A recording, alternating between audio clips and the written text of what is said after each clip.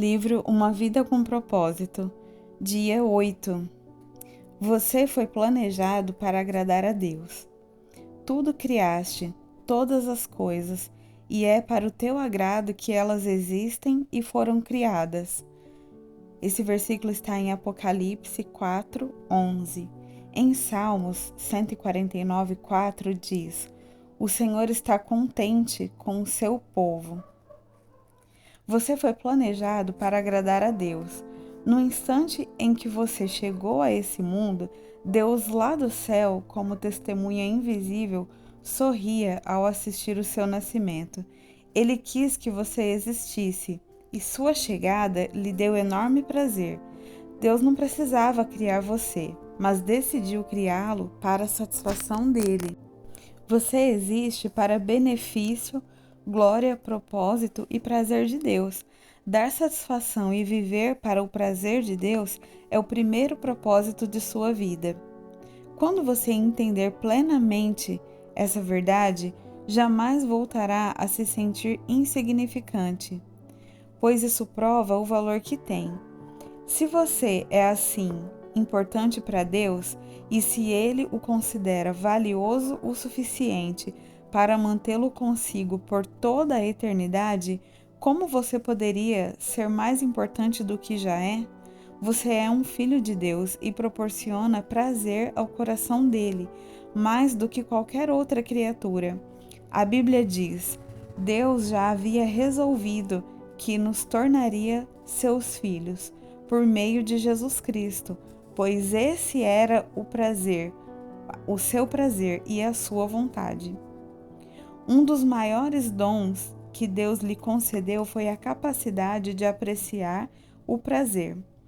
Ele o criou com 5 sentidos e emoções para que você pudesse experimentar essa sensação. Ele deseja que você aprecie a vida, não que apenas o suporte. O motivo pelo qual você pode sentir prazer é que Deus o fez à imagem dele. Com frequência, esquecemos-nos de que Deus também tem emoções. Ele possui sentimentos intensos. A Bíblia diz que Deus sofre, fica enciumado e encolerizado. Sente compaixão, piedade, tristeza e comiseração, bem como alegria, regozijo e satisfação. Deus ama, sente prazer, exulta, desfruta e até mesmo ri. Nós precisamos entender que o primeiro propósito de Deus para a nossa vida é que nós fomos planejados para agradar a Deus. Dar prazer a Deus é o que se chama adorar. A Bíblia diz: o Senhor se agrada somente daqueles que o adoram e confiam em seu amor. Qualquer atitude sua que agrade a Deus é um ato de adoração. Como o diamante, a adoração apresenta várias facetas. Seriam necessários vários livros para abordar tudo o que precisamos compreender a respeito da adoração, mas nessa sessão estudaremos os seus aspectos principais. Os antropólogos perceberam que a adoração é um impulso universal estabelecido por Deus nas estruturas de nosso ser, uma necessidade intrínseca de nos ligarmos a Ele. Adorar é tão natural quanto comer e respirar. Quando não conseguimos adorá-lo, achamos um substituto, ainda que no fim sejamos nós mesmos. A razão pela qual o Senhor nos fez com esse desejo é que Ele anseia adoradores. Jesus disse que o Pai procura adoradores. Dependendo de sua formação religiosa, talvez você precise ampliar a sua compreensão do termo adorar. Você talvez vincule essa palavra a cultos na igreja em que haja cânticos, orações e pregação, ou visualize um cerimonial com velas e ceia, ou imagine curas milagrosas e experiências arrebatadoras. A adoração pode incluir esses elementos, embora vá muito além dessas manifestações. Adorar é um estilo de vida. Adoração é muito mais que música. Para muitos, adorar é apenas sinônimo de música. Eles dizem: em nossa igreja temos primeiro a adoração e depois a pregação. Esse é um grande mal-entendido. todos os momentos do culto são um ato de adoração.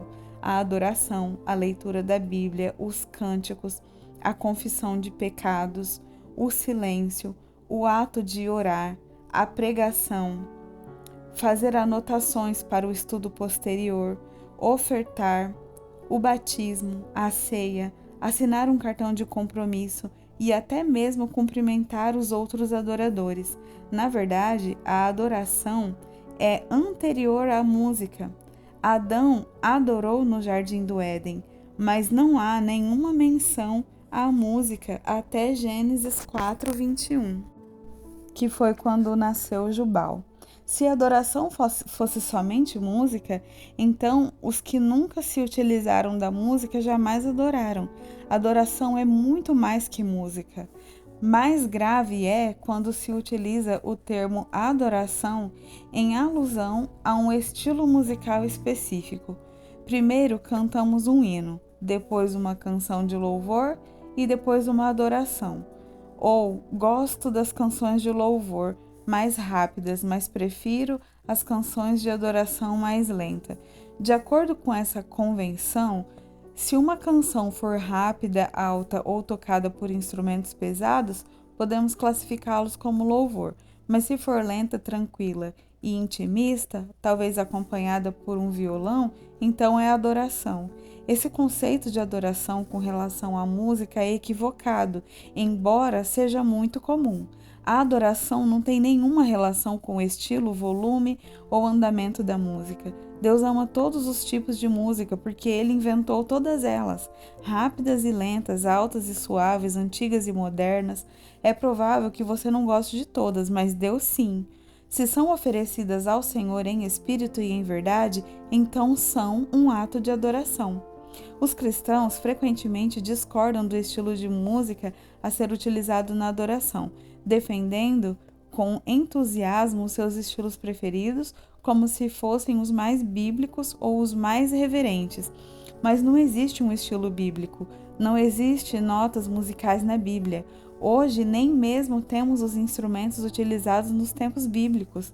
Para ser sincero, o estilo musical que você prefere diz mais sobre você, a sua formação e a sua personalidade do que sobre Deus. O som de um grupo étnico pode soar como um barulho para o outro, mas Deus gosta da variedade e aprecia todos os estilos.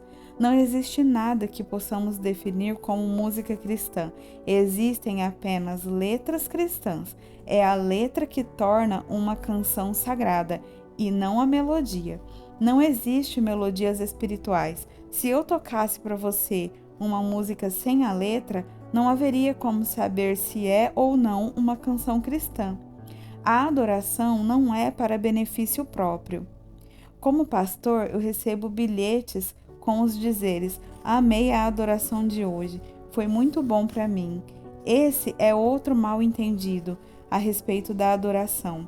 Ela não é para o nosso benefício. Quando adoramos, o nosso objetivo é agradar a Deus e não a nós mesmos.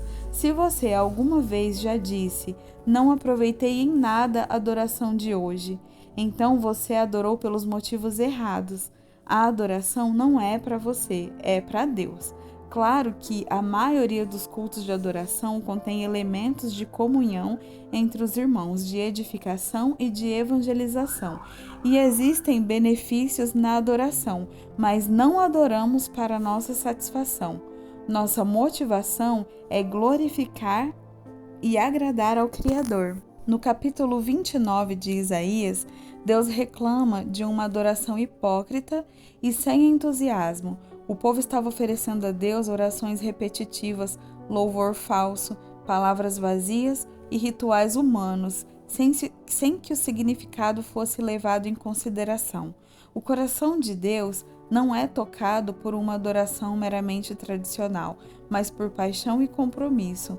A Bíblia diz: esse povo se aproxima de mim com a boca e me honra com os lábios, mas o seu coração está longe de mim.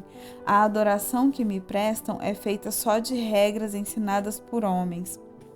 A adoração não é parte de sua vida, ela é a sua vida. A adoração a Deus não se limita aos cultos na igreja.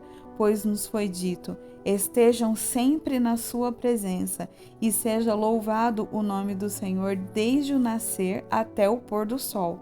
Na Bíblia, as pessoas louvavam a Deus no trabalho, em casa, na batalha, na prisão e até mesmo na cama. Louvar deve ser a sua primeira atividade, assim que abrir os olhos pela manhã, e a sua última atividade ao fechá-los à noite. Davi disse: eu darei graças ao Senhor o tempo todo, a minha boca sempre o louvará. Cada atividade pode ser transformada em um ato de adoração, quando realizada para louvar, glorificar e agradar a Deus.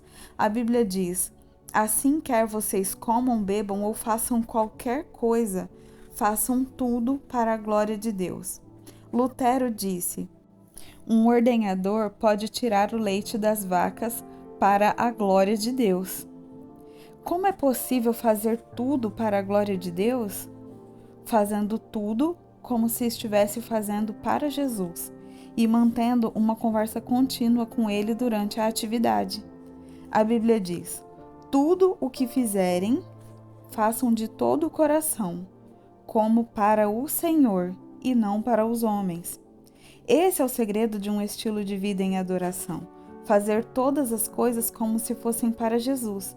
A Bíblia diz: portanto, com a ajuda de Deus, quero que vocês façam o seguinte: entreguem a vida cotidiana, dormir, comer, trabalhar, passear, a Deus, como se fosse uma oferta. O trabalho torna-se adoração quando você o dedica a Deus e o realiza consciente de sua presença.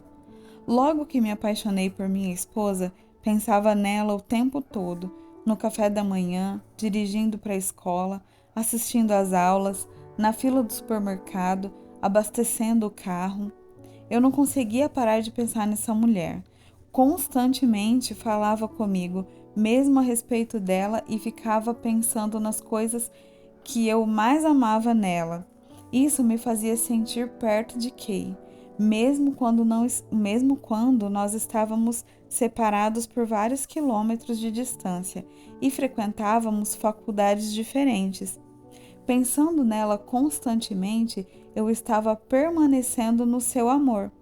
A verdadeira adoração reside nisso: apaixonar-se por Jesus.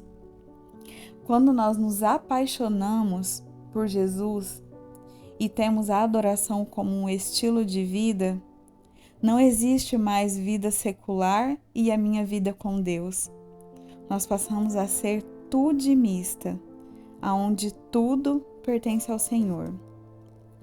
No dia 8, nós vamos para aquele momento que nós pegamos nosso caderno, nossa caneta e começamos a pensar sobre o nosso propósito de vida. Tema para reflexão: eu fui planejado para agradar a Deus. Esse é o primeiro propósito do Senhor. Eu fui planejado para agradar a Deus. Versículo para memorizar está em Salmos 149, o versículo 4, só a parte A do versículo.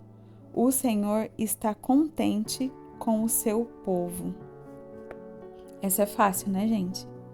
E a pergunta para memorizar: que tarefa simples eu poderia começar a fazer como se fosse diretamente para Jesus? Até amanhã.